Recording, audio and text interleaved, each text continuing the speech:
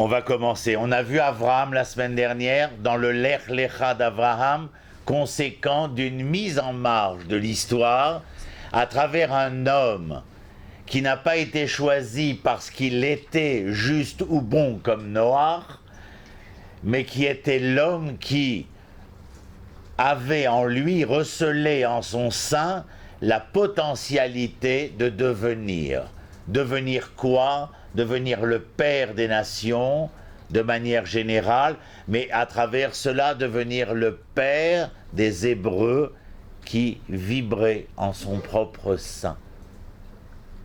C'est-à-dire quand vous lisez dans le texte de Bereshit Veha Adam, il s'appelle Adam, mais c'est toujours écrit Veha Adam. Ha Adam, l'article défini Ha, vient définir non seulement l'homme qui s'appelle Adam, mais toute l'humanité qu'il y a dans l'homme. Article défini en français, et l'apostrophe. C'est-à-dire, donc c'est toute l'humanité qu'il y a en son sein. Abraham est donc le personnage à qui l'on demande de se mettre en marche. La chose importante de la semaine dernière, se rappeler que lorsque l'Éternel dit « Lech Lecha », il est question d'une mise en marche vers soi. Seule la mise en marche de l'homme vers lui-même est capable de lui révéler quelles sont ses finalités. Est-ce que c'est clair ce que je viens de dire? L'homme est d'autant loin de sa finalité et de son but qu'il n'est loin de lui-même. C'est-à-dire, le thérapeute viendra vous dire, ce n'est pas que vous n'appréciez pas le but vers lequel vous êtes destiné, le but que vous recherchez tant. Vous êtes aussi loin de ce but et de cette finalité que pour une seule raison, c'est que vous êtes encore loin de vous. Ça marche aussi en amour. C'est exactement le même principe. Ça ne fonctionne pas.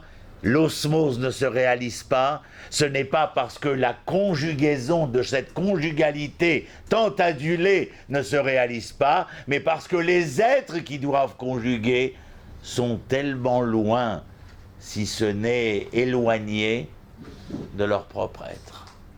Je vous ai dit la semaine dernière, et je le répète, on ne peut donner que ce que l'on possède. Vous pouvez faire des tours et des demi-tours dans votre existence, vous ne donnerez jamais plus que ce que vous possédez. Point barre. Que les choses soient claires.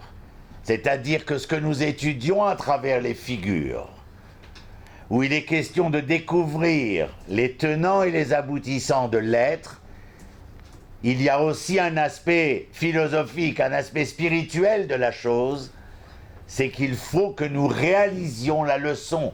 La leçon n'est pas tellement de venir vous dire « Le prophète a raconté qu'il se passa en ces temps lointains. Zarma, il était une fois la princesse. » Il n'y a pas « il était une fois ». Ce qui fut une fois est un archétype. Archétype, ça veut dire que c'est la mesure étalon de ce qui va certainement, selon les hommes, pouvoir se répéter dans l'histoire. J'apprends de Abraham, le prophète Yeshayahu nous dira, je vais me mettre debout parce que je ne vois rien moi au fond. Le prophète Yeshayahu nous dira, Abitu el tzuchutzvatrem, abitu el Avraham avichem. Tu veux savoir qui tu es? Tu veux te définir comme un être hébreu dont nous avions parlé la semaine dernière. Pour définir cet être en tant qu'être hébreu, il faut que tu sois d'autant capable de définir celui qui en est le représentant. Abraham, comment? Abitu el tzuchutzvatrem, regardez la roche d'où vous avez été sculpté, regardez Avraham avichem, regardez Avraham votre père, regardez Sarah votre mère, essayez de regarder ces hommes et ces femmes qui sont à l'ontologie, à l'origine de l'histoire d'Israël, pour essayer de comprendre et d'entendre ce qui traverse le temps et l'espace de notre histoire avec ces personnages-là. Nous ne sommes que les enfants de... Top, je ne veux pas m'étaler parce qu'on a un truc à faire aujourd'hui, donc si vous me laissez parler, moi j'en ai pour 4 heures, 5 heures à peu près. Allez, vous prenez le texte. Est-ce que quelqu'un ne lit pas l'hébreu ici? C'est incroyable, c'est le Pérou. Enfin non, c'est Israël. Top. Donc on est chapitre 22. On a découvert Abraham qui s'est mis en marche.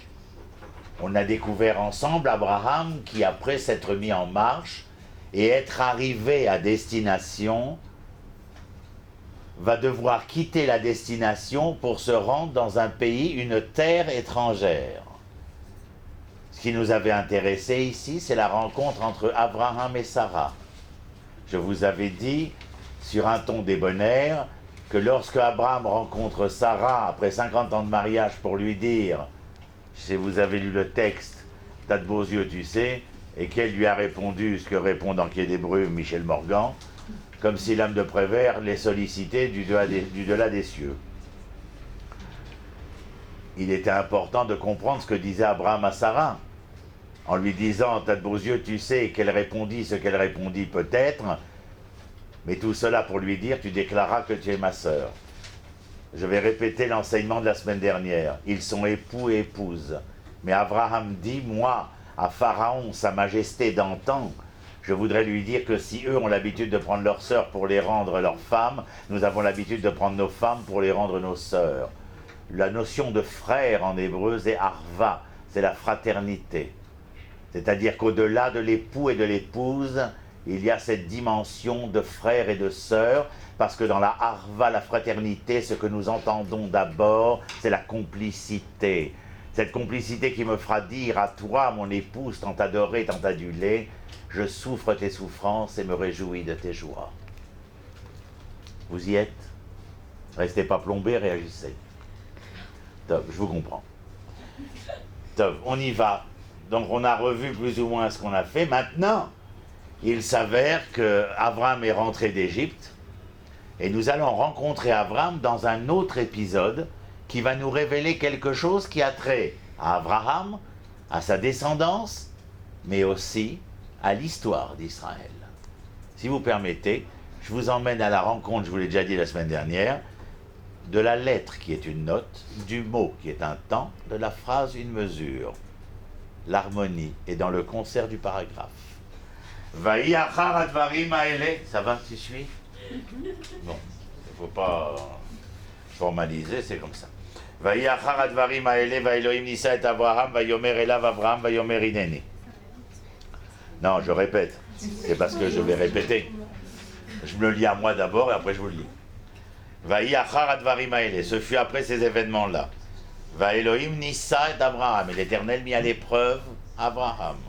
Va yomer elav, et il l'interpella. Abraham, va yomer, et Abraham dit, Ineni, me voici. C'est-à-dire, ça aurait pu servir de scénario à Cécile B2000.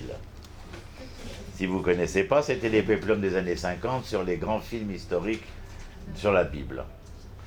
Tov, maintenant je veux que vous rentriez avec moi dans le texte, mais pour rentrer dans le texte, il faut que nous voyions la note, le temps et la mesure. Vayehi en hébreu, on va pouvoir écrire. Ciel.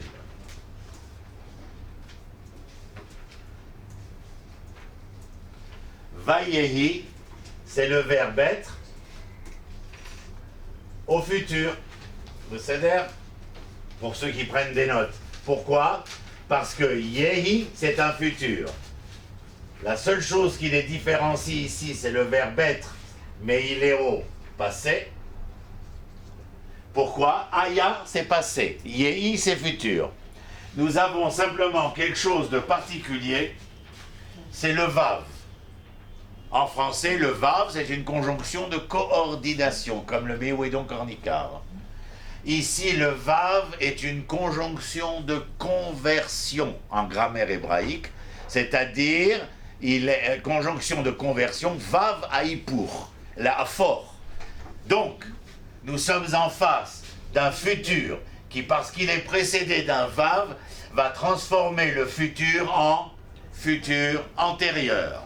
Et nous avons un vav qui, attaché au aya passé, va transformer le passé en...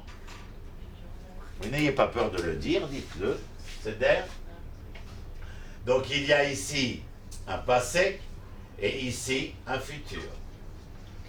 Nos sages nous apprennent une règle. Si vous n'avez pas les règles pour entrer dans ce livre qui est l'essence même de tout ce qui va être écrit, que ce soit Mishnah, Gemara, Zohar, pensée juive, philosophie juive. Si vous n'avez pas les 1837 pages dans la tête, 1387 pages, vous passez à côté de quelque chose. L'histoire est là, la leçon est là, la loi est là, la constitution est là, les tenants, les aboutissants sont là, dans tout ce livre-là, 1380 pages. C'est de là que nous avons, sur quoi nous avons réfléchi essentiellement. C'est-à-dire, donc je vous dis, il y a ici, nos sages nous enseignent une clé, peut-être pour vous la première. Lorsqu'il y a un texte qui commence par Vayehi, c'est-à-dire que le verbe, vous avez compris que c'est la parole.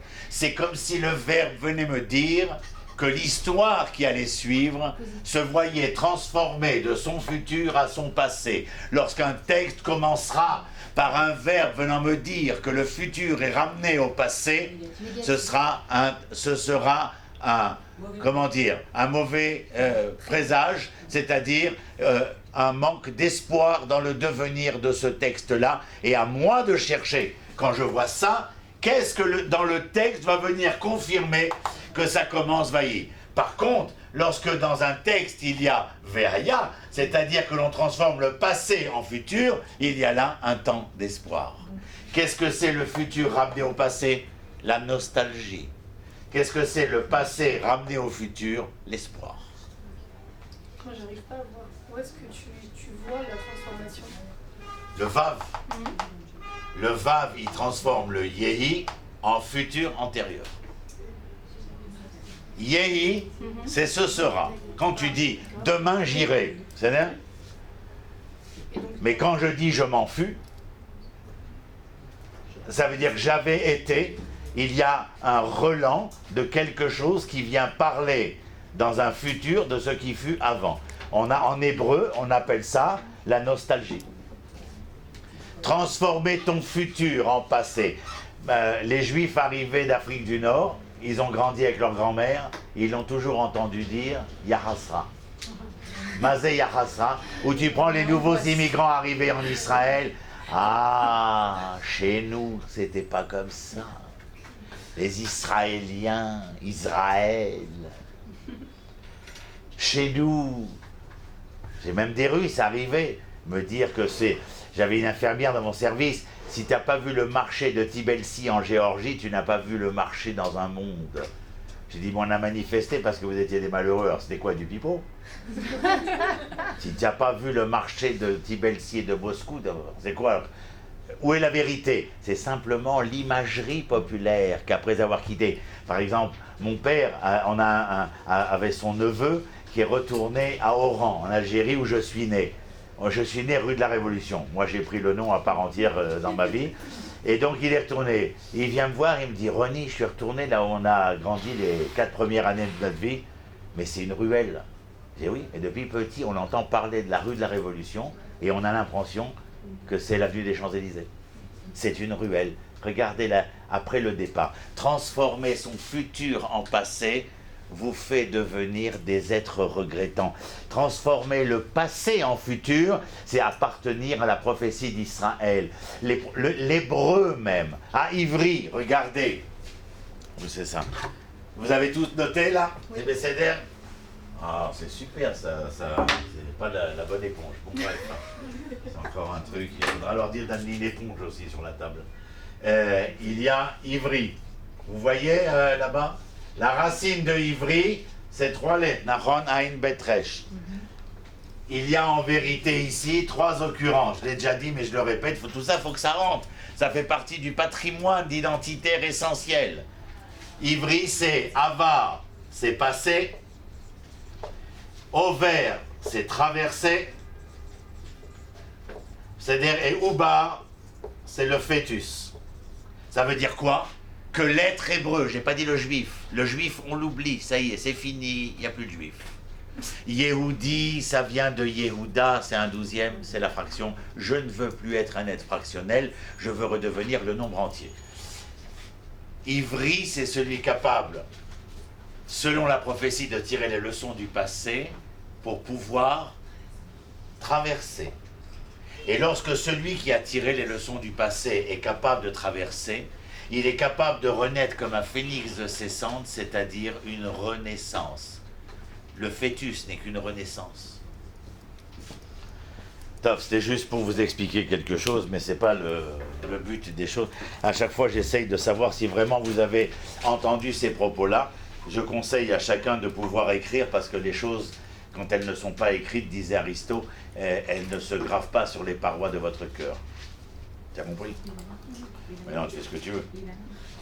Vayachar advarim haele. Donc, qu'est-ce qu'il y a? Le texte ici est essentiel, il commence par Vayehi. Donc, je m'attends à quelque chose qui ne va pas m'en jouer particulièrement, qui n'est pas porteur d'espoir. Alors, je lis Vayachar advarim haele. Et ce fut après ces événements-là. Pourquoi puis-je traduire Dvarim par événement?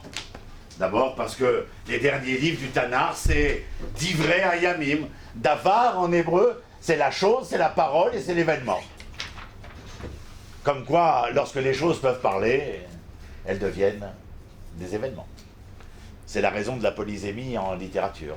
C'est-à-dire quand un mot a plusieurs occurrences, lorsque vous définissez les trois choses, vous donnez le véritable sens au terme.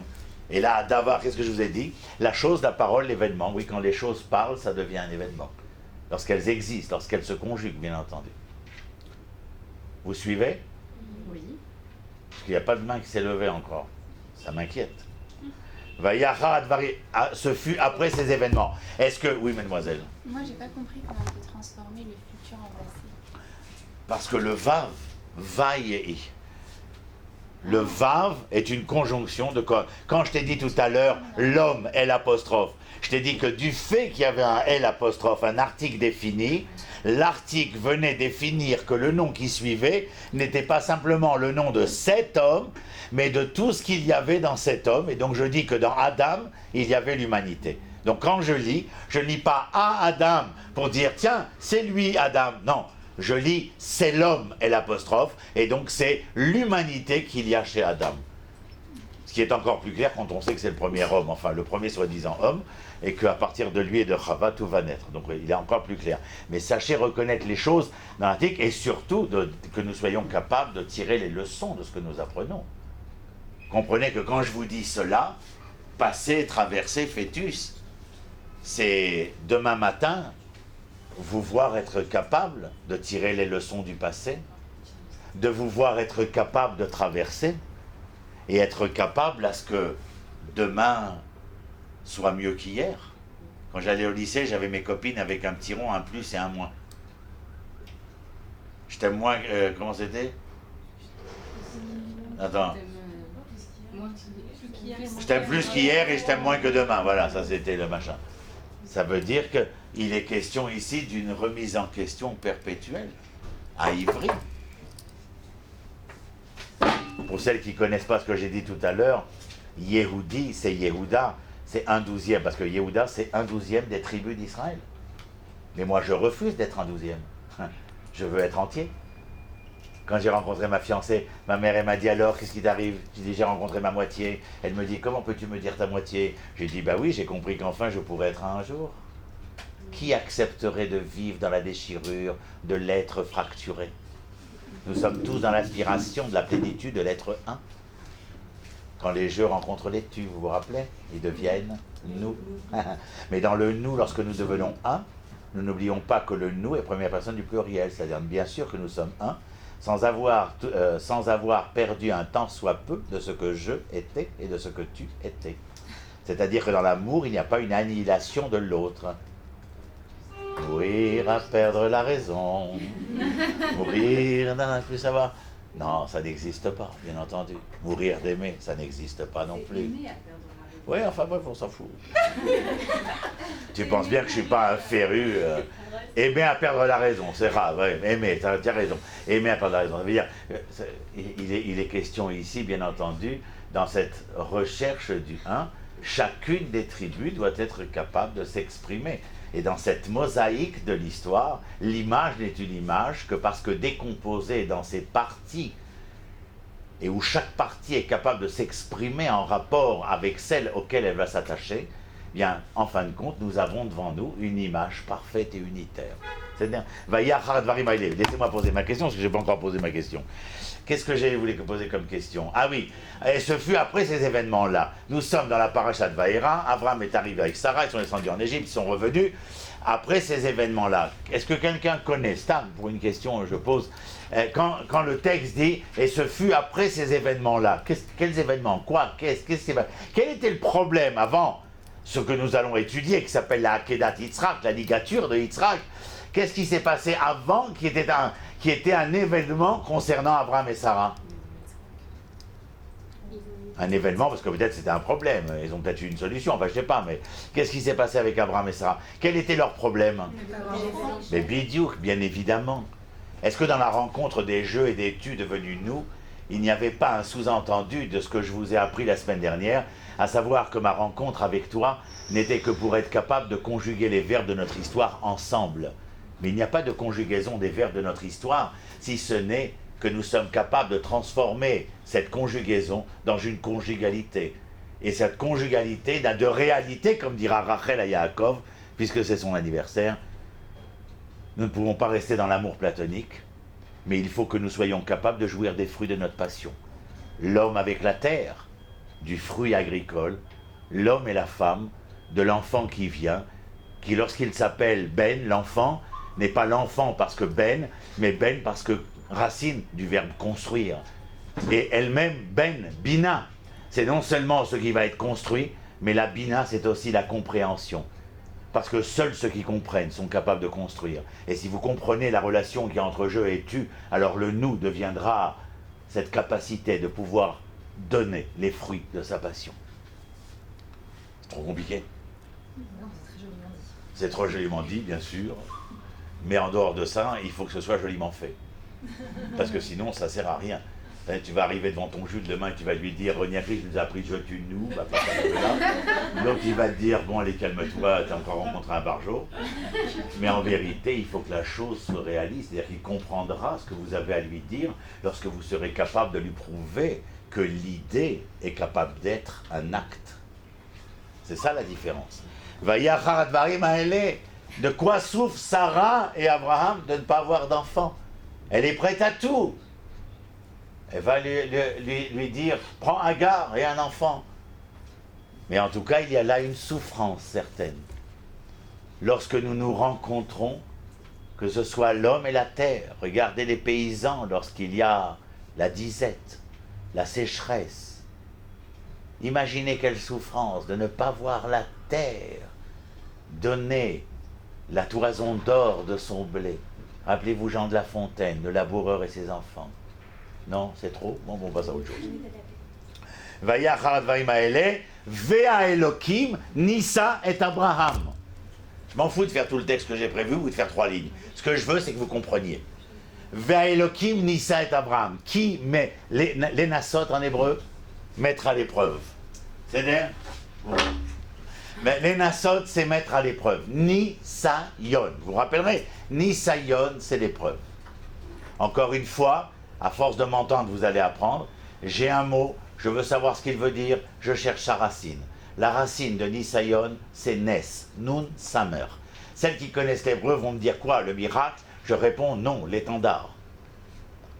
C'est-à-dire que ceux qui sont capables de se mesurer à l'épreuve en ressortent grandis.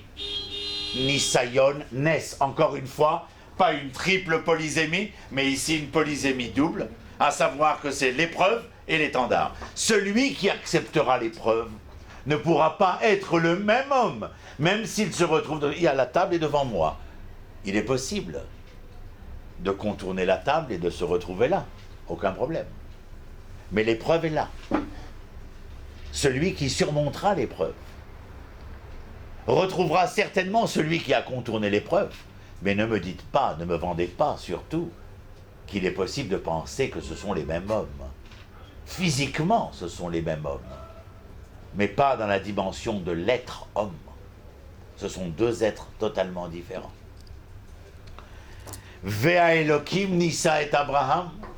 Il est clair de savoir que Elohim, c'est le Dieu créateur des lois immuables. Le soleil se lève, le soleil se couche. En ce moment, vous êtes en train de respirer, vous ne décidez pas. Il y a les pulsations de votre cœur, vous ne décidez rien. Cela fait partie des lois immuables de la création. L'épreuve, ici, pour Abraham, fait partie de quelque chose d'immuable pour le devenir d'Abraham. C'est-à-dire, en clair, s'il y a écrit Elohim et non pas Adonai, Yudke Vavke, c'est-à-dire non pas le Dieu omniprésent dans l'histoire de ces créatures, mais celui qui est à l'origine, l'émanation de celui qui est à l'origine des lois immuables. Je ne parle pas de l'essence divine, ni vous ni moi on a une approche. Ce que je connais, c'est qu'il y a un Dieu créateur et un Dieu présent dans l'histoire que je reconnais à travers ses attributs. El Rachum Vechanun Erechapaim Verafreset Vemet Noseravon Vepesha Vechata Venake, 13 attributs. Je ne connais l'autre qu'à travers ses attributs. C'est subjectif. C'est la donnée objective du monde, c'est que le monde est subjectif. Oui, mademoiselle. J'ai une question. Quand vous dites que ça commence par Vayehi, on s'attend à quelque chose de négatif. Quel? Mais là, vous avez une notion de l'épreuve, d'après ce que moi je comprends. Quel? On n'est pas encore arrivé à la totalité de... Non, mais la notion d'épreuve, apparemment, c'est bon, parce que ça nous fait grandir. Et oui. là, si ça commence à... Enfin, mais il faut voir quelle est l'épreuve. Non, c'est là dont il est question. Vraiment, il a le potentiel de pouvoir surmonter, parce que la personne... Ken. Mais ce qui va lui être demandé comme épreuve, s'il le réalise, est capable de le grandir. Mais ce qui va lui être demandé est directement lié au Vayehi. Ce n'est pas dans la phénoménologie de l'épreuve elle-même, si ce n'est que dans le sujet de l'épreuve où la difficulté va se faire jour. Oui. Je viens justement de dire. J'ai dit que à chaque fois que dans le texte on veut parler de l'éternel, on parle de Elohim ou de Adonai. À savoir que Elohim, Bereshit bara Elohim, ça c'est l'émanation de l'essence divine qui m'est transmise, qui m'est écrite, puisque c'est l'Éternel qui dicte à Moshe, et dans cette émanation, il y a Elohim, le Dieu créateur des lois immuables. Le soleil se lève, le soleil se couche. Dire, ni toi ni moi ne pouvons rien faire au soleil. D'ailleurs, nous, à 120 ans, on passera, et le soleil se lèvera et se couchera. C'est les lois immuables. De la même manière que vous voyez la circonvolution de la Terre, et l'angle terrestre, et l'angle ne bouge pas d'un millième de millimètre. Sinon, il y a réchauffement ou refroidissement de la Terre. Ce sont les lois immuables.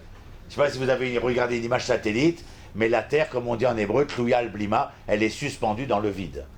Mais l'ensemble des étoiles de l'univers sont suspendues dans le vide. C'est une grande question aussi, qui doit nous faire réfléchir.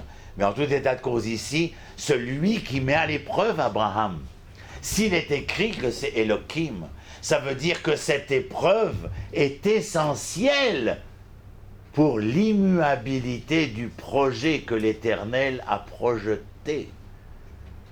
On ne peut rien y faire. Le monde est en perpétuelle évolution vers son mieux, vers le bien absolu.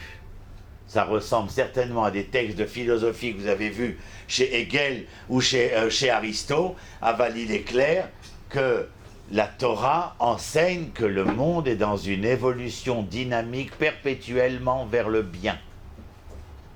Il y a, comme dans une spirale, des échecs, des réussites, mais le monde est continuellement dans cette dynamique perpétuelle en ascension vers le bien absolu. L'épreuve est nécessaire parce qu'elle engage la viabilité du monde. À votre niveau individuel, pendant 7 jours, on va faire des Sheva Brachot, tout le monde va chanter, danser et se goinfrer. Mais le 8e jour au matin, c'est chérie, où sont mes chaussettes? Il y a à bouffer à midi? C'est-à-dire qu'il y a un attouchement avec la réalité qui fait que l'épreuve commence dans des choses qui sont tout à fait banales. Dès que le petit viendra, c'est tu te lèves ou je me lève? Moi je travaille demain, toi tu es en congé de maternité. Ce sont des épreuves. Chérie, tu peux dire à ton fils de venir te voir? Non, c'est pas le bien, c'est pas le tien? Non, c'est ton fils. L'épreuve est au quotidien. Il y a quelque chose ici, j'ai essayé de vous ramener ça à une dimension microcosmique. Ici, la dimension avec Abraham, c'est comme avec Adam. C'est bien quelque chose qui va dans l'au-delà d'Abraham. Parce que Abraham est le support de quelque chose qui va naître dans l'histoire humaine. L'épreuve à laquelle nous sommes confrontés est une épreuve essentielle. Sans celle-là, comment ferions-nous pour pouvoir nous mesurer aux épreuves qui nous attendent à nous, qui ne sommes plus Monsieur Abraham dans l'individu? Comment faire pour que nous puissions nous mesurer à ces épreuves? Oui. Et si Abraham n'avait pas surmonté cette épreuve? Eh bien, il y aurait eu échec de l'histoire. Échec de l'histoire, ça veut dire point barre. Ou autre chose? Oui, quand je point barre à cette histoire-là, il y aurait eu peut-être une autre histoire. Mais en tout état de cause, voilà. Continuez avec moi. Donc on a expliqué Vayachad Varima Ele, Velokim Nissa et Abraham, Vayomer Elav Abraham. Et donc, comment parle l'Éternel? Autre chose que je vais vous apprendre. Comment parle l'Éternel à Abraham? Il y a marqué Vayomer Elav. Il lui a dit à lui. Mais à la place de Vayomer en hébreu, on aurait pu dire quoi? Vaïdaber. Mais si, votre question à vous. Regarde, princesse. S'il y a écrit, votre question, vous avez une capacité plus aisée que les garçons, par votre intuition logique, de réagir beaucoup plus rapidement. Mais prenez le temps quand même. Vayomer Elav Abraham, je me dis, si la phrase aurait pu être dite dans un autre verbe, s'il est écrit ce verbe-là, c'est que ce verbe vient me dire quelque chose. Vous voulez noter, Ledaber, Lachon Kasha, c'est le langage de la rigueur. Lemor, c'est le langage de la tendresse. Lachon Raka, rare, tendre. C'est-à-dire, Ledaber, langage de rigueur, Lachon Kasha. Lemor, langage de tendresse, Lachon Raka. Je vous dirais même que les intelligents intelligibles disent que le verbe lemor, ani omer, serait l'origine latine du verbe latin amore, aimer. Comme si l'on voulait vous dire que pour aimer, il faut être capable de le dire. C'est-à-dire, donc, ledaber, lachon kasha, la rigueur, lemor, lachon raka, tendresse. Vous voulez vous rappeler un moyen mémotechnique? Abba medaber, ima omeret. Papa medaber, maman parle. C'est-à-dire omeret. Pourquoi? Parce que la rigueur, c'est le père, le droit, le devoir, alors que la mère est l'amour, la consolation, le réconfort. C'est-à-dire, quand j'emploie le verbe lemor, c'est qu'il y a une manière de mieux se faire entendre. Si je viens, non, tu ne peux pas ouvrir le livre à ta page. Elle est moins à l'écoute que si je lui dis, princesse, je crois que nous sommes à la page 96. C'est-à-dire, il y a une différence de dialectique ici, où, dans cette dialectique précise, vous avez une pédagogie particulière. On dit en français, votre didactique est différentielle. Ça veut dire que vous utilisez des mots particuliers, des tournures particulières pour essayer de faire passer un message. Comme je fais avec vous d'ailleurs. C'est-à-dire, donc il est écrit Vayomer Elav Abraham, l'Éternel interpelle Abraham. Et comment est-ce qu'il l'interpelle? Vayomer. On est beaucoup plus répondant à Vayomer qu'à Vaïdaber, parce que lorsqu'on entend Vaïdaber, quand ton père t'appelle, tu n'as jamais réagi comme si maman t'avait appelé. C'est marrant. Non, enfin, c'est pas marrant du tout. Mais lorsque le père appelle, on ne s'attend pas à entendre ce que la mère aurait voulu dire si jamais elle nous avait appelés. Vous êtes bien d'accord avec le sujet? C'est de la psychologie de base primaire. Quelle demoiselle, la princesse? Je comprends pas. Ah, mais je suis tout honoré. Par contre, je comprends pas quelque chose. Ça se traduit comment chez Hachem? Parce que quand il parle, il change de voix. Ah, non. Ce n'est pas que nous sommes en direct dans un audiovisuel. Le texte a été transcrit par l'écriture. Il faut que toi, tu sois capable de lire ce qui est écrit, mais ce que nous sommes en train de faire, pour celles qui sont nouvelles, mais même celles de la semaine, les princesses de la semaine dernière, vous rappelez que je vous ai dit que, et vous le remarquez aujourd'hui, que nous ne faisons pas que lire la lettre noire sur le fond blanc. Depuis tout à l'heure, je ne fais pas que vous dire ce qui est dit, je suis en train de vous faire entendre aussi le non-dit dans le blanc. C'est-à-dire que l'Éternel dicte à Moshe d'écrire cela. C'est-à-dire c'est notre tradition.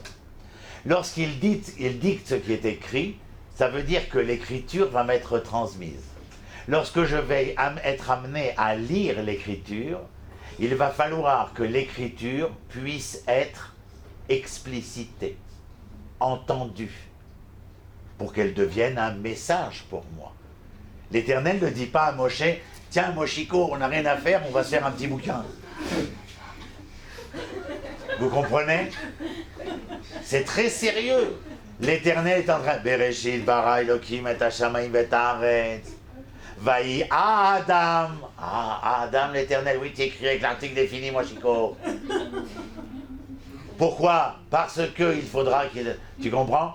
Maintenant, toi, tu lis Vayomer. Ça n'intéresse pas l'Éternel de savoir quelle est la voix de l'Éternel. Mais ce que l'Éternel a voulu te faire entendre à toi, en te disant que lorsque tu liras Vayomer, qu'est-ce que tu dois entendre de Vayomer? Lorsque tu verras Elohim et tu verras pas Adonai, qu'est-ce que ça veut dire pour toi? Tu comprends? Lorsque tu verras un terme qui veut dire non seulement l'épreuve, mais qui veut dire aussi l'étendard, qu'est-ce que ça veut dire pour toi? Moi je sais, dit l'Éternel, puisque c'est moi qui vous écris. Je sais quand même ce que je voudrais vous dire.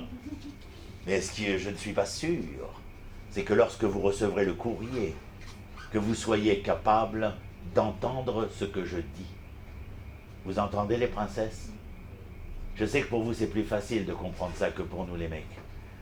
Mais on vous demande d'entendre ce qui va être dit. C'est pas évident pour tout le monde de pouvoir entendre ce qui est dit. C'est même très loin d'être évident. Vayomer elav Avraham. Et comment répond? Regardez le verbe qui est employé. Lorsqu'il a été interpellé, Vayomer, comment répond Abraham? Vayomer. Si tu interpelles ton fils en le criant, il est presque certain que sa réaction sera exacerbée. Mais si tu lui dis, mon chéri, maman voudrait te parler ou papa aurait quelque chose à te dire, tu aurais l'obligeance de venir me voir. Oui, père, que voulez-vous? Si peu, mon fils. Vayomer ineni. Ça veut dire quoi, ineni, en hébreu? Ça veut dire me voici. Mais ce n'est pas vraiment me voici, parce que me voici, ce sont deux mots. Donc ineni est une contraction littéraire qui en vérité veut dire iné ani. Ouh. Quand je dis iné ani, ça veut dire que moi je réponds à ton appel. Mais pour dire ineni, ça veut dire que je suis entièrement présent. Je n'ai pas un corps qui va se trouver au-devant de toi et un esprit qui est dans l'ailleurs. Pour être dans l'entendement de ce que tu vas me dire et me faire entendre, il faut que je sois totalement présent dans le dialogue avec l'être aimé ou tant aimé, que ce soit mon conjoint, mon enfant, mon ami, mon Dieu. Il faut, je dirais presque à la française, la moindre des politesses serait que vous fûtes présent, ma chère. Oui, présent. Ça ne veut pas dire mon corps est là, mon esprit est ailleurs. Je vous l'accorde, cela arrive très souvent chez les dichotomisés que nous sommes. Mais c'est un problème dans lequel la médecine se penche, il y a certains traitements dans certains domaines. Mais je peux vous assurer que les choses ne sont pas évidentes. Lorsqu'il viendra, il te parlera, je ne suis pas sûr que tu seras entièrement de corps et d'esprit présente dans le moment dit au lieu dit. Mais si jamais tu l'es, parce que tu auras été je, tu, nous, ta souffrance, ma joie sera ta joie, alors vous verrez que l'histoire se déroule d'une autre manière. Abraham répond, Inéni, je suis là. Tu m'appelles, c'est tout moi. C'est comme ceux qui, dans l'existence du quotidien, sont là. Slicha. Base le iPhone. Et il est clair que lorsqu'on parle, c'est pas une dans sa bouche et une dans son cœur, dit le texte. Echad bapé, echad balev. Sinon, vous vous appelez comment en français? Des hypocrites. Être entièrement ce que je suis, iné, ani. Je ne dis pas une chose et pense une autre. Je ne pense pas une chose et pense une autre. Vous voyez quelle opération chirurgicale, on n'arrive pas à faire 2 lignes encore. Parce qu'il est question de découvrir le personnage, la personnalité, ce qui vibre, ce qui tremble dans son fort intérieur. Et puis surtout, si BHL avait écrit que l'homme était en quête de Dieu, Hegel avait cherché de savoir si Dieu était en quête de l'homme.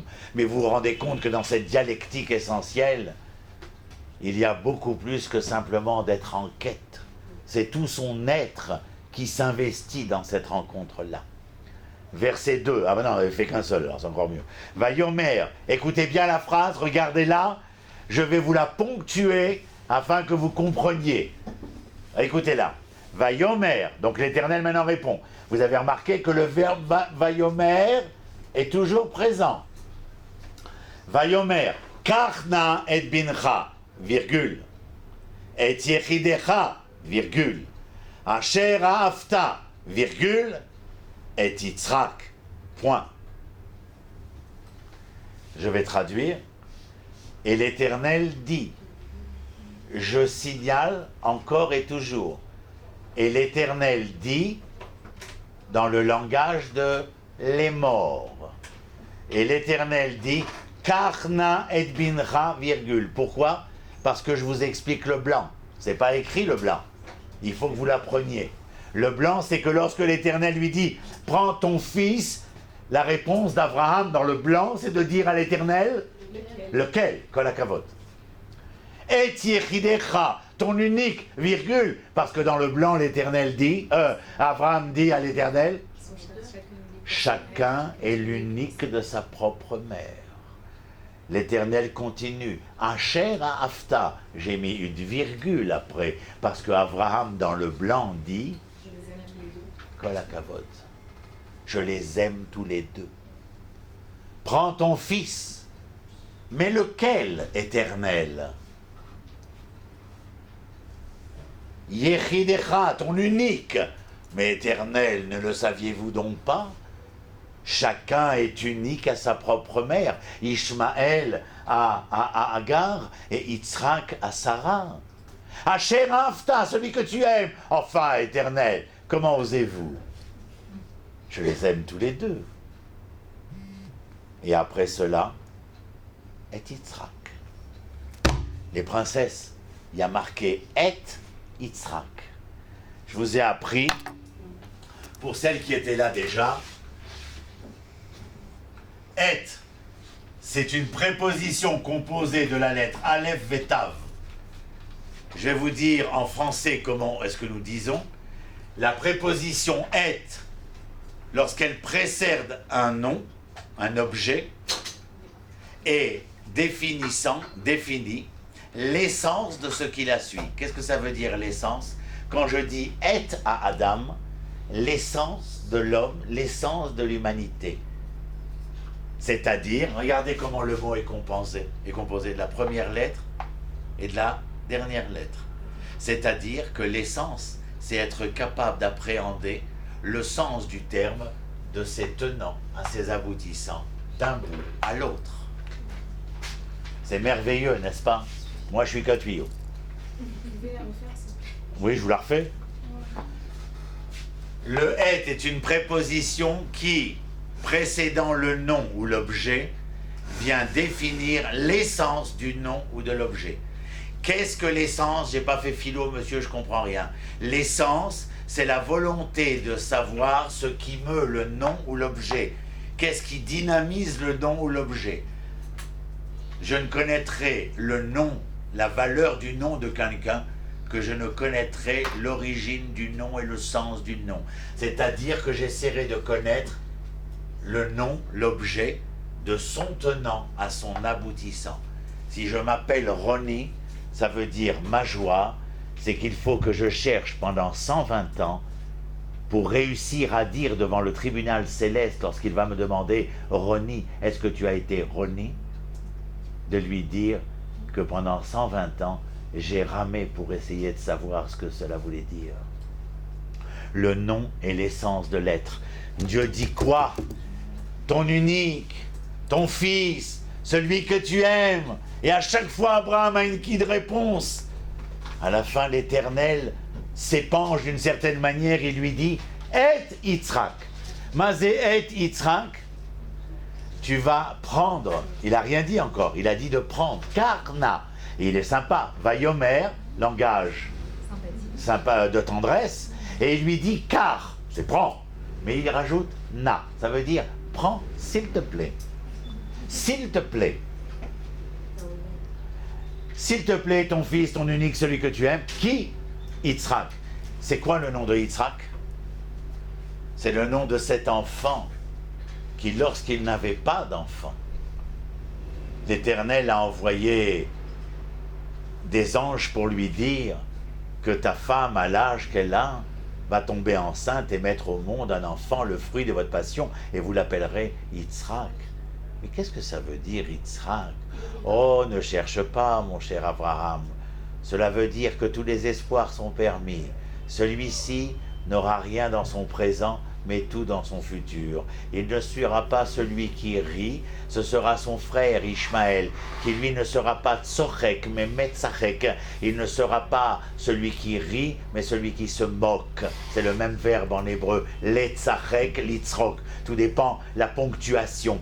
Letzachek, c'est se moquer. Litzrok, c'est rire. Eh bien, ton Yitzhak ne sera pas celui qui sera dans le rire du présent, mais celui qui sera porteur du rire au futur. Vous vous rappelez? Le monde est dans une perpétuelle dynamique évolutive vers le bien absolu. L'enfant que tu as, toi à qui? Je vous rappelle que c'est après Brit Ben Abetarim. Quand vous viendrez à la maison chez moi, je vous prendrai, comme je vous l'ai promis, à cet endroit de Elon et Mamré, Brit Ben Abetarim, l'endroit où l'alliance a été faite, que tu seras une nation, que cette terre t'appartiendra, Brit Ben Abetarim.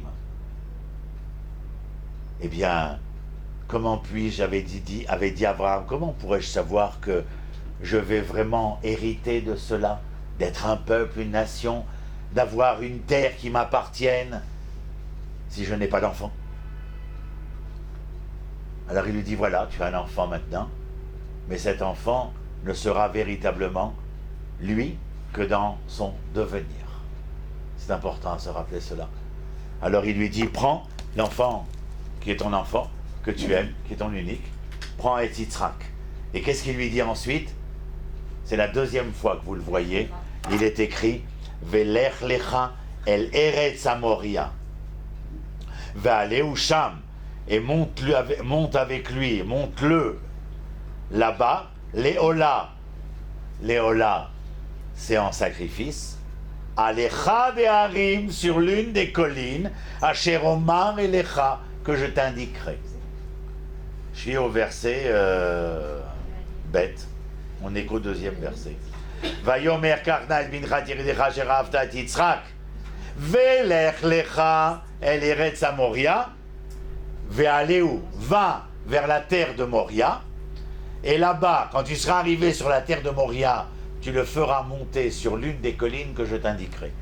Il y a tellement de complications dans ce verset que c'est un cours à part entière. Ken? Deux questions sur les choses que vous avez dites. Vous avez dit que par rapport à la préposition et, la préposition qui précède le nom héritier vient définir L'essence de ce qui la suit, à la préposition. Parce que ce matin, on a vu que justement le nom venait définir la fonction et non pas l'essence. Ah, le nom définit la fonction. Il y a une fonction, mais je ne peux connaître la fonction que parce que je suis conscient qu'il y a une essence d'être pour que je puisse agir. Sans avoir conscience de cette essence d'être, si je ne sais pas que je suis un hébreu, je ne sais pas ce que l'hébreu doit faire. C'est pas clair? C'est pas dissociable de toute façon. Si je ne sais pas ce que veut dire être hébreu, quelle est la notion essentielle de l'hébreu, comment pourrais-je savoir ce que l'hébreu doit faire? Sinon, c'est une équation à deux inconnus. Si je ne connais pas l'essence de l'être, ce que nous sommes en train de faire aujourd'hui et la semaine dernière, je vous ai dit, c'est découvrir le personnage à partir duquel le peuple d'Israël va devenir. C'est-à-dire qu'à travers la découverte d'Abraham, je suis en train de sentir et de ressentir ce que je, non pas ce que je suis, mais ce que je vais devoir faire pour être. Mais comment? En découvrant l'essence de l'être Abraham. J'ai vu un homme qui a tout laissé. Son père, sa famille, sa maison, sa ville. Et vous vous rappelez qu'il s'est engagé sur un chemin où l'Éternel n'a pas été très sympa avec lui. Il lui a dit, mets-toi en chemin vers la terre que je t'indiquerai. Ni toi ni moi, on se serait peut-être mis en marche. On lui aurait dit, bah, dis-moi vers où. Lui s'est mis en route sans savoir vers où. Donc on est déjà en train d'apercevoir un personnage tout à fait particulier. Un personnage qui avait compris que la capacité de partir à la rencontre de soi lui permettrait de dévoiler la terre ou le terroir vers lequel il devait se diriger. Comme on l'a expliqué au tout début du cours. Mais sans connaître l'essence de cet être. Qu'est-ce que c'est l'essence d'Abraham? C'est tout ce qui dynamise Abraham, tout ce qui fait vivre Abraham, tout ce qui est la valeur, la vertu, la qualité de l'être Abraham. Même l'être capable de devoir se mesurer aux épreuves, même l'être de dire à sa femme, je ne veux pas que tu renvoies Ishmaël, et l'Éternel de se mêler en lui disant, renvoie. Mais moi, à travers la non-volonté de renvoyer Ishmaël, j'ai appris quelque chose qui appartient à l'essence d'Israël, parce qu'elle appartient à l'essence d'Abraham, c'est quoi? La mansuétude. C'est quoi la mensuétude? Ah, la mansuétude, comment on dit en français, enfin en autre français, la mansuétude? C'est plus que l'indulgence, c'est plus que la tolérance. La mansuétude, ça veut dire que je ne peux pas souffrir, je n'accepte pas que je ne veux pas, à cause de moi, l'autre souffre. C'est la mansuétude. D'ailleurs, on dit que l'Éternel est Erechapaim, il a la face magnanime, c'est-à-dire qu'il est plein de mansuétude vis-à-vis de l'autre. Sans connaître cette essence-là, il est impossible. Quand je vous fais étudier le Tanakh, je dis, qu'est-ce que vous allez me raconter? Que je vais vous rencontrer dans la rue, vous allez me dire je suis juive? Déjà pour moi ça ne veut rien dire. Parce que vous n'avez rien compris à l'hébreu. Mais en plus, si vous me dites une telle affirmation, vous allez me dire, bien pour moi, c'est faire ceci, faire cela, ne pas faire ceci ou ne pas faire cela. Mais c'est totalement insuffisant. C'est bien, mais c'est totalement insuffisant, étant donné que vous ne m'avez pas expliqué quelle est l'essence de votre être qui fait que vous puissiez me dire je fais ou je ne fais pas. Selon quels critères, selon quelle ordonnance, selon quel couronnement, à partir de quoi, quelle est votre origine, c'est quoi ton essence, ton ontologie d'être? Comment est-ce qu'il est possible de faire sans savoir? Moi, je savais pourquoi je ne traversais pas au feu rouge. Parce qu'en instruction civique, on m'avait expliqué que le feu rouge était 1, 2, 3, 4 choses. Je savais comment me comporter parce qu'on m'avait expliqué quelle était l'essence de l'être. Je savais qu'il ne fallait pas tuer parce qu'on m'avait expliqué quelle était l'essence de l'être. Je savais qu'il ne fallait pas voler parce qu'on m'avait expliqué quelle était l'essence de l'être. Mais je ne pouvais pas agir, faire, réaliser sans savoir qui j'étais. Quelle était cette origine à laquelle j'étais tellement attaché. Et par rapport au nom, en fait, Le nom, c'est exactement la même chose. Le nom est une fonction, mais il n'y a pas de fonction sans être allé auparavant à l'origine de l'être, c'est-à-dire à l'essence de l'être. Alors, c'est comme Prends dans- il explique que la mère a la névoie quand elle donne quand elle. Oui, certains, le Midrash dit que la mère, on ne donne pas, le nom que nous portons n'est pas un nom par hasard. D'ailleurs, il n'y a rien qui est par hasard de toute manière, rappelez-vous.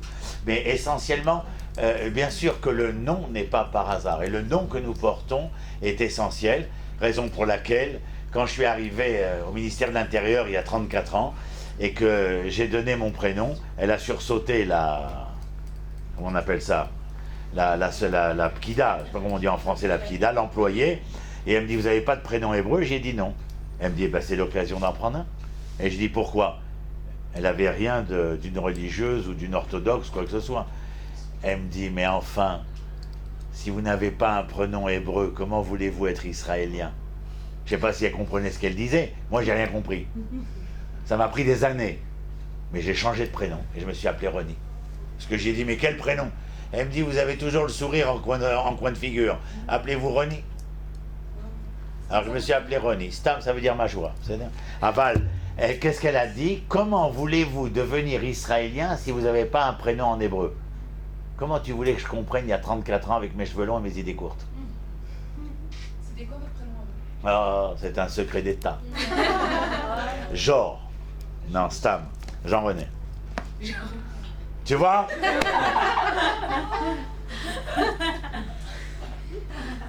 Et une autre question. Ken, vas-y, parce qu'il faut qu'on avance aussi. J'ai pas compris Yitzhak, ce rapporteur du verbe. Je comprends. Yitzhak, le verbe c'est il rira. C'est-à-dire que dans son nom, l'essence de son être, c'est qu'il est porteur d'un espoir pour demain. Quel est l'espoir de demain? Nous disons, par exemple, les Ashkenazim, ils disent avant le Birkat Hamazon, Shir Hamalot, Beshuv Adonai Tzion, Az Imales Rok Pinu. Alors, lorsque nous revenons sur la terre d'Eretz Israël, notre visage s'emplit d'un sourire, etc. Le sourire est lié au retour. C'est donc qu'il y a dans Yitzhak, non seulement celui qui promet l'espoir de demain, mais l'espoir de demain, c'est lorsque je suis capable, sauf, en fin de compte, de pouvoir me retrouver, c'est-à-dire d'être retourné à celui que je suis véritablement. C'est la raison pour laquelle, à 120 ans, on va vous demander, Dvorah, tu as été Dvorah, Alia, tu as été Alia, là je me rappelle plus, on va les dire, ah, Iné, Levana, tu as été Levana, c'est essentiel. Sinon, tu es venu faire quoi? C'est bien, c'est important. Allez, venez, on continue un petit peu. Donc il lui dit alors, on en est à Veler Lecha El Eretz Amoria.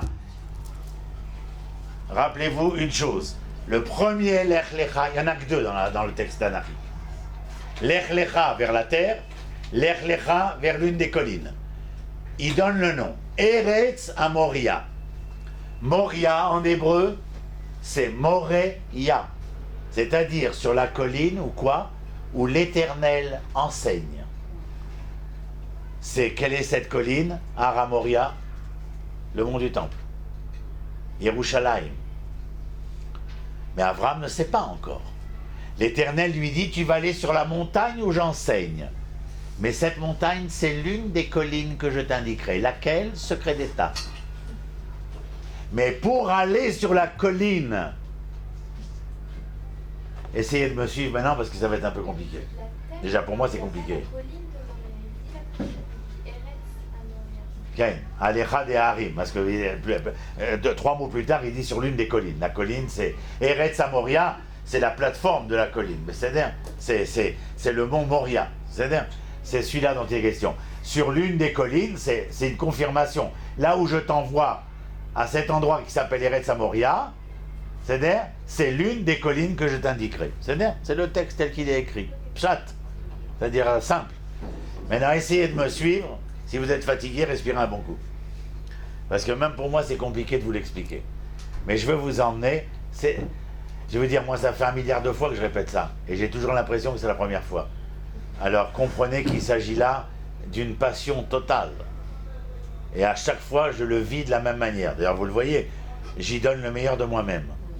Mais comprenez qu'il s'agit là de messages importants. Moi, j'ai pas besoin de savoir que j'ai 200 élèves cette année, ça m'intéresse pas. Ce qui m'intéresse, c'est savoir que j'ai 200 bonheurs pour demain, qui font que le monde ne sera pas le même. C'est à quoi? Je vous emmène dans un voyage. Moi, je vais partir à 120 ans, peut-être même avant, j'en sais rien. L'homme chané. Mais vous allez être là. La seule chose qu'on veut savoir, c'est que les hommes auront accepté d'être dans le bonheur, c'est-à-dire à la bonne heure, c'est-à-dire de ne pas rater les rendez-vous que l'histoire leur proposera. Et de faire que cette humanité deviendra meilleure. Parce que pour l'instant, elle pue un peu. Tant qu'on tuera des enfants, qu'on violera des femmes, qu'on massacrera des hommes, le monde ne sera pas celui auquel nous aspirons fondamentalement. Je rigole pas quand je lis Isaïe et Shayahu que Béhémet, des épées, on fera des socs de charrue et que le loup et l'agneau pèteront ensemble. Nous y croyons pertinemment. Et l'histoire a changé depuis 65 ans. Et le monde le sait. Si je construis une maison en bois à Hebron, l'ONU va s'arrêter de vivre. Mais si on massacre des enfants à Damas ou à Alep, et qu'on viole des centaines de femmes en Afrique australe, au Rwanda, les gens se réunissent beaucoup plus tard, mais pas dans l'instant. Parce que votre maison, sur l'une des collines qu'ils apercevront par satellite, fait que peut-être le monde sera déstabilisé, non pas par la mort de milliers d'enfants, par des milliers et des millions de corps massacrés, brûlés, violés, assassinés. Ça déstabilise pas le monde. Mais que les Juifs veulent redevenir des Hébreux, c'est le plus grand danger de l'histoire. Mais dans ce danger apprécié par les nations, il y a toute leur espérance inconsciente. Sachez ce que nous sommes en train de faire. Quand je suis arrivé en Israël, après avoir milité pendant des années à l'extrême gauche politique, beaucoup de journaux sont venus m'interviewer. Comment est-ce possible que de Léon Trotsky, vous soyez proche de la famille de Moshe Rabbeinu?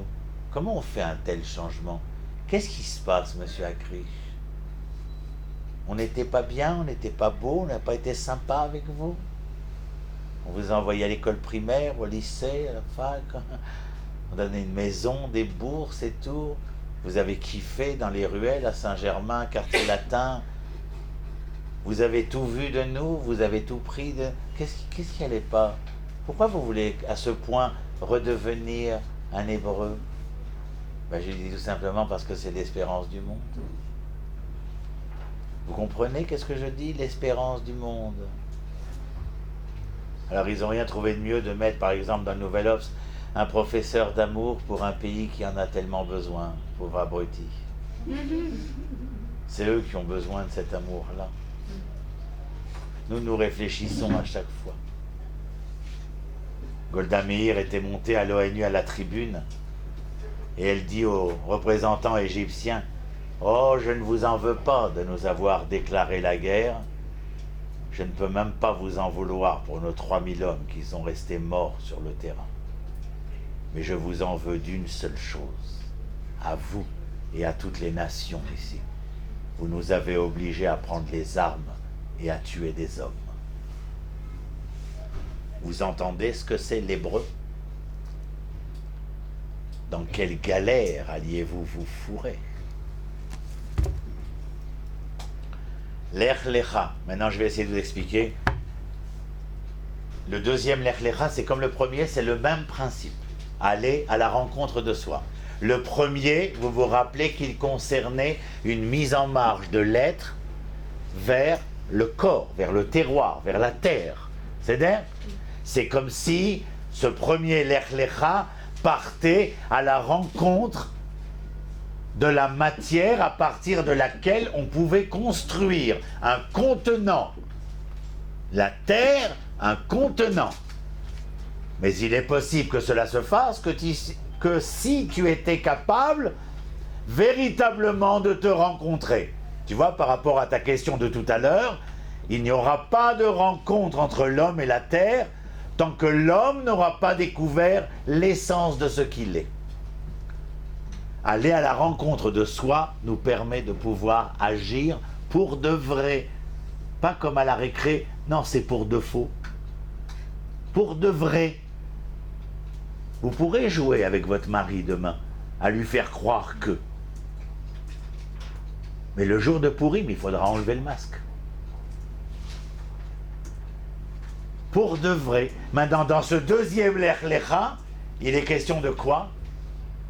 Il est déjà en Eretz Israël. Quoi de plus? Que vouloir de plus? Il y a quelque chose de plus. S'il y a un contenant, mon chéri Abraham, je pense que ce n'est pas pour rien. Tu vois?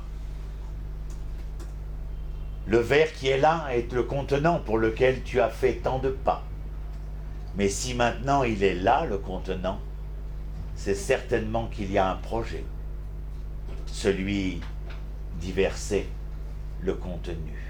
Ça, c'est le deuxième Lech Lecha. Le deuxième Lech Lecha, c'est cette mise en marche vers la montagne. Qu'est-ce que j'ai traduit, Moria? Là où l'Éternel enseigne. Ce n'est plus le corps, l'enseignement. C'est l'être, c'est l'esprit, c'est le contenu de la chose. C'est toi maintenant qui ayant accepté de te mettre en marche, de construire ce contenant. Voilà qu'il était possible, puisque tu me prouvais que tu étais là, que je pouvais me déverser en toi, afin qu'ensemble, nous puissions créer, construire, engendrer, générer quelque chose de nouveau dans l'histoire des hommes. Je vous rappelle que l'histoire des hommes va de Adam à Noach. Noach, c'est le déluge. Et que l'histoire va de Noach à Abraham. Mais qu'avec Abraham, une autre histoire. Je vous convie d'ailleurs au cours que je donnerai avec mon ami et mon chéri, nous sommes le nouveau couple de l'année, Yoel Ben Harosh, le 24 à Emouna, Kiryat Moshe. On travaille en binôme depuis plus d'1 an. On étudie ensemble, même avant votre cours. On essaye de... Oui, bon, c'est pas grave, l'adresse, vous le verrez dans les journaux, les machins, on s'en fout, mais c'est pas... Simplement essayer de comprendre qu'à partir d'Abraham, il y a une autre histoire qui se construit. L'histoire qui se construit, c'est celle de l'identité morale de la manière d'être homme hébreu. L'identité morale de la manière d'être homme hébreu. Et l'Éternel lui dit, puisque maintenant nous avons le contenant, il est temps de passer au contenu. Mais tu sais, Abramtchouk, pour recevoir le contenu, il faudra venir sur la montagne où j'ai l'habitude de donner cours, parce que si tu n'es pas au cours, il sera très probable que tu ne puisses entendre le contenu. Alors Abraham se met en marche, mais même pour aller à la rencontre, non pas de son corps, mais pour aller à la rencontre de son être, faut-il prendre le temps de se retourner sur soi.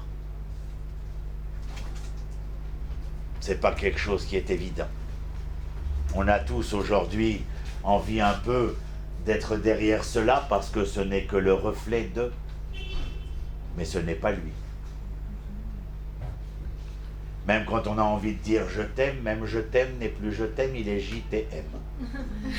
C'est pour vous dire l'abrutissement des bas, jusqu'où va-t-il? Mais ça ne fait rien. Il y a aujourd'hui plus de 90% d'une humanité qui a décidé de rester la queue et un pourcentage infime qui a voulu ou qui voudrait être à la tête de l'histoire.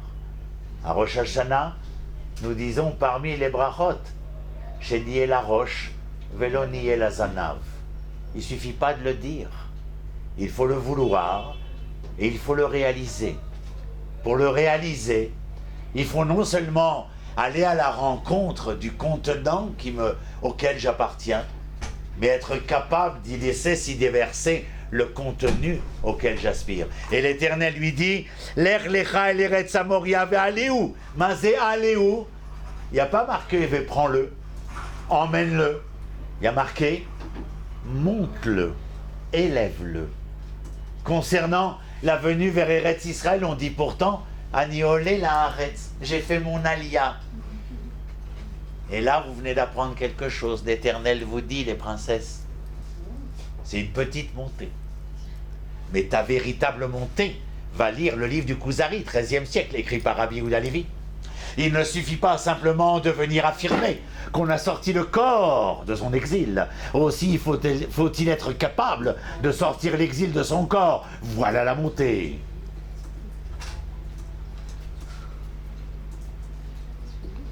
Monter en Israël, n'importe quel énergumène est capable de le faire. Il suffit de prendre un billet et monter dans un avion. Et c'est même pas toi qui montes, c'est l'avion. Mais par contre, quand on vous dit, les princesses, d'être honorablement princières dans votre parler, dans votre manière d'être, dans votre manière de vous habiller, dans votre manière de vous conduire, de faire valoir l'être hébreu. Vous savez pourquoi l'Éternel ordonne ? Parce qu'en français, ordonner veut dire aussi ordonnancer.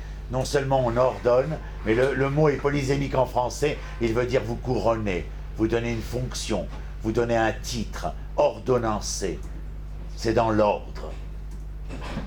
Voilà l'ordre de l'Éternel. Ce n'est pas un ordre parce qu'il nous oblige, c'est un ordre qui remet de l'ordre parce qu'il remet à sa place les nobles à la cour qui leur correspond.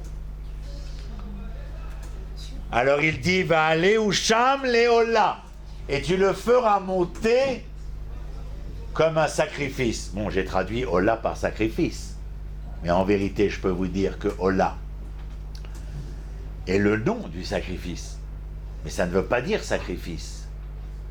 Écoutez bien maintenant. Est-ce que vous avez compris l'Erlecha avec le contenant, le contenu? Ken. Va aller où? C'est ce que j'ai dit, monter. Montrer ou... Va aller où? Et tu le monteras. Et tu l'élèveras. Et tu l'élèveras. Et qu'est-ce qui a marqué juste après? Oui, mais comme quoi? Comme Ola. C'est une répétition. Va aller où les Ola? Mais si je l'élève, alors bien sûr qu'il va être une élévation. Mais ici, Ola, c'est le sacrifice qui s'appelle Ola. Écoutez bien. Non, j'ai pas dit Lola, j'ai dit Ola. Bon. Lorsqu'une femme accouche, après son accouchement, le texte nous dit qu'elle devait amener deux sortes de sacrifices. Un qui s'appelle Khatat et un qui s'appelle Ola. Khatat, pourquoi donc? Ola, pourquoi donc? Parce qu'après avoir accouché et traversé le temps des douleurs, le temps des contractions et le temps de la souffrance momentanée, cette femme déclara qu'elle n'aura plus de rapport avec son mari. Et elle est tellement dans la souffrance intérieure qu'elle dit « je ne veux plus d'enfant ». Elle amènera Khatat, qui est un sacrifice qui est intimement lié à l'échec physique. Khatat, vous savez ce que c'est en hébreu? C'est l'éarti. J'ai un arc, j'ai une flèche, je tire, paf, j'ai échoué. J'ai raté ma cible. Khatat, c'est un échec. L'échec est où? Je ne voudrais plus de rapport avec mon mari parce que ça entraîne trop de souffrance. Alors on amène Khatat pour racheter cette faute de la pensée, mais cette faute de la pensée intimement liée au rapport physique. Et Ola, comme son nom l'indique, lorsqu'elle dit « je ne veux plus d'enfant », ça veut dire quoi, je ne veux plus d'enfant? Je ne veux plus être celle par qui le devenir, la pérennité de l'humanité sera assurée. Pour ça, elle amène un korban qu'on appelle Ola. Ola, c'est un sacrifice qui vient essayer de racheter non pas l'échec physique, mais ici qui vient racheter l'échec spirituel. L'échec dans l'idée de la chose, l'échec dans l'esprit de la chose. C'est donc que le terme Ola est lié, et tu le monteras comme quoi? Comme une Ola, c'est-à-dire comme quelque chose qui va essayer, puisque c'est une épreuve. Attention les filles, on ne vous a pas dit qu'il allait avoir un sacrifice. L'Éternel pour l'instant lui a dit « Ani menacé otra », je te mets à l'épreuve, c'est tout ce qu'il y a dit. Et il lui dit « Tu le monteras là-bas, vers aller où Sham, Léola ». On peut entendre autre chose que le sacrifice. On peut entendre que si vous acceptez de vous mettre en marche vers cette colline, là où j'enseigne, et que vous êtes capable de vous élever jusque là-bas, afin d'entendre, il est clair que vous allez racheter la dimension spirituelle, la dimension d'être qui est la vôtre. C'est-à-dire, en clair, les princesses, une fois que vous serez montées, lorsque vous redescendrez, vous ne serez plus les mêmes hommes. Et surtout, il sera question d'une nouvelle histoire. Alecha de Harim Asher Omar Elecha, sur l'une des collines que je t'indiquerai. Vayashkem Avram baboker, vayarbosh et Hamoro, vayitka et shnei ne'arav ito, vayet Yitzchak bno, vayivaka atse olam, vayakom vayiler el hamakom asher amar lo à Elohim. Le verset Guimel commence par, je ne sais pas si vous avez vu, mais on est presque 1h30 sur 2 versets. Mais je veux que vous compreniez qu'on s'en fout que ce soit 1h30. L'important, c'est que vous entendiez à chaque mot. La lettre est une note, le mot est un temps, la phrase une mesure. le texte d'une symphonie. Rendez-vous compte ce que ça veut dire. Vous étiez en train d'accorder les violons, d'accorder chaque instrument pour faire entendre cette harmonie-là. Qu'est-ce que dit l'Éternel? Après avoir reçu l'ordonnance, qu'est-ce que dit l'Éternel? Vayashkem Avraham. Mazé Vayashkem. Il s'est levé. La racine, je ne comprends pas le verbe. Leashkim. La racine, c'est Shrem. Shin, Chaf, Mem.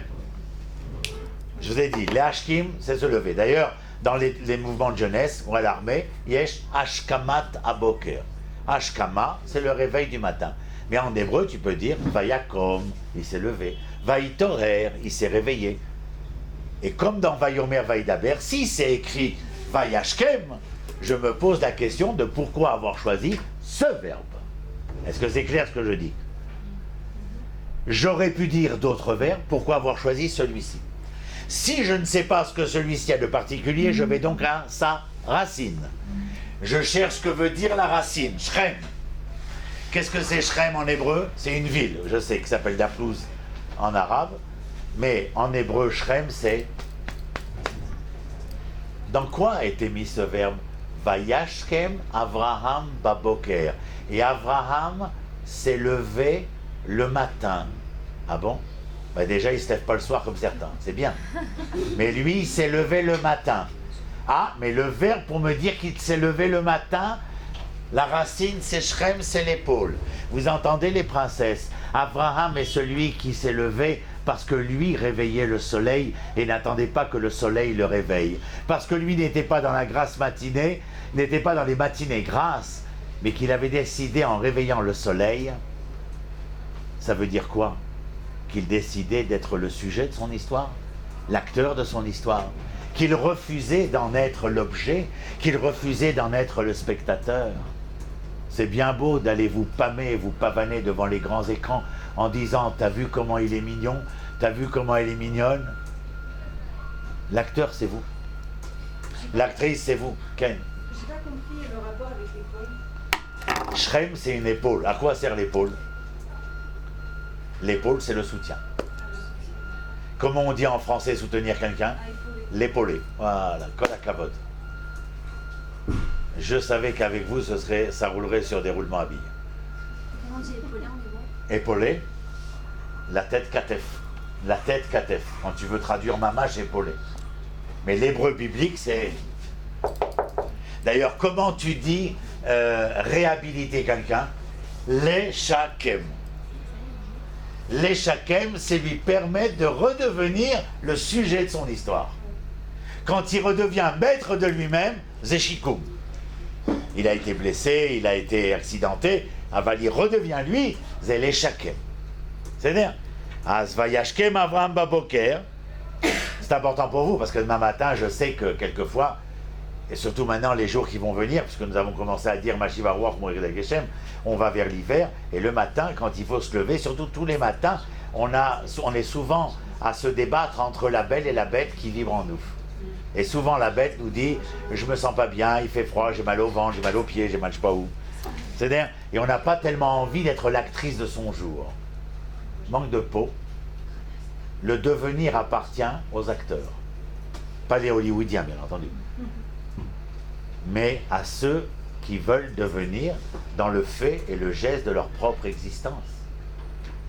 C'est ce qu'Abraham vient vous dire en dehors de tout ce qu'il nous a dit jusqu'à maintenant.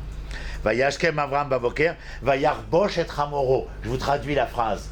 Il a scellé son âne. Ça, c'est la traduction littérale, cours élémentaire première année. Maintenant, on va lire le blanc. L'arbosh, Chavisha, c'est penser. Penser. Penser, c'est mettre un pansement. Vayarbosh et Hamoro. Hamor, c'est l'âne. Mais en hébreu, Hamor, c'est pas seulement l'âne, c'est la matière. Alors comment vous traduisez maintenant? Je dis il s'est senti en se levant de bon matin et sentant ce qu'il attendait dans les heures à venir, Vayarbosh et Hamoro. Il a pensé sa propre matière, c'est-à-dire sa souffrance n'était pas simplement une souffrance imaginaire, il y avait quelque chose qui lui faisait mal au ventre. Ça veut dire quoi? Il a scellé son âne. Il a voulu essayer de panser sa plaie. C'était trop dur. Mais sachant que l'ordre était une ordonnance, il fallait être capable de se mesurer à l'épreuve et être capable, lorsque nous sommes face à l'épreuve, d'accepter de se faire violence pour que l'épreuve puisse me permettre de me sortir plus grand que jamais. Vous croyez que quoi? C'était un espèce d'être transcendant avec une espèce de cercle au-dessus de la tête? Il baignait dans l'huile d'olive? Vous croyez que quand on lui a dit « Prends ton fils, ton unique, celui que tu aimes », vous avez compris, Vayehi? Après ces événements-là, après avoir tellement souffert, attendu tant d'années, de pouvoir de pouvoir jouir des fruits de notre passion, maintenant tu viens et tu me dis que je dois prendre mon unique. Oui, il est unique. Celui que j'aime, oui, je l'aime. Qu'il est mon fils, il est mon fils. Et tu me demandes de le prendre et de l'emmener vers l'inconnu. Comment saurais-je ce qu'il va advenir de nous? Vayashkem Avraham Baboker. Ça, c'est avant Vayarbosh et Hamoro. Il s'est levé de bon matin pour te prouver qu'il était prêt, fin prêt, à être l'acteur de son histoire. Mais ça ne l'empêcha pas de devoir penser une plaie quelque part. Car ne me dites pas que nous avions affaire à un homme, je ne sais pas quoi, d'une autre galaxie. Nous avions affaire à un homme où le texte vous fait entendre que malgré qu'il se soit levé, prêt à l'épreuve, prêt à l'affrontement avec l'épreuve, prêt à faire ce que l'Éternel lui a ordonné, mais ne me dites pas que rien ne se passait en lui. Et avant de partir, il fallait penser cette plaie qui, quelque part, faisait mal. Le Midrash, lui, nous dira, l'exégèse biblique, qu'il n'a même pas pris le temps de dire à Sarah qu'il partait avec son fils. Ça leur coûtera cher au père et au fils, puisque la semaine prochaine, nous apprendrons qu'elle est morte de chagrin. Mais nous apprendrons plein d'autres choses. Je ne sais pas si nous, avec le cours, peut-être on fera autre chose. Mais en tout état de cause, il est évident que nous sommes ici face à l'histoire d'un homme qui, depuis Ur-Kasdim, les feux de la magie de la Mésopotamie, jusqu'à Haran, à Alep, au Syrie turque, la frontière syro-turque, est capable de s'engager vers lui-même pour essayer de se donner le corps de son histoire. Il est prêt à souffrir quand la famine, la disette, à se mesurer à un pharaon, aux 5 rois pour délivrer son neveu. Il n'a peur d'aucun combat pour essayer de pouvoir s'affirmer envers et contre tous les aléas de son histoire qu'il est possible de devenir, même au travers tout cela, dans chaque mesure à l'épreuve. Et l'épreuve la plus difficile, la 10e épreuve d'Abraham, c'est celle-ci. On n'a pas vraiment fini parce qu'on n'a fait que 3 versets sur les 10 ou 12 qu'on avait à faire. Mais je pense que vous avez entendu de qui il était question. Et quand je vous ai dit en ouverture que pour savoir qui nous étions, il fallait que nous sachions qui était-il. Alors essayez d'entendre ce que Abraham, au-delà du temps et de l'espace, est capable d'émettre, de nous transmettre, pour mieux nous faire entendre. C'est comme si il nous disait, qu'au-delà de ce temps et de l'espace, un jour, lui ne sera plus là. Mais vous serez ce qui deviendrez. Je vous laisse en héritage un patrimoine qui doit vous permettre d'être et de devenir. Mais ça dépend de nous, de notre investissement, en ayant connaissance de là où nous venons, pour mieux savoir vers où nous allons. Connaître le passé pour en tirer les leçons, afin de mieux traverser et pouvoir même renaître de celui que nous n'étions plus.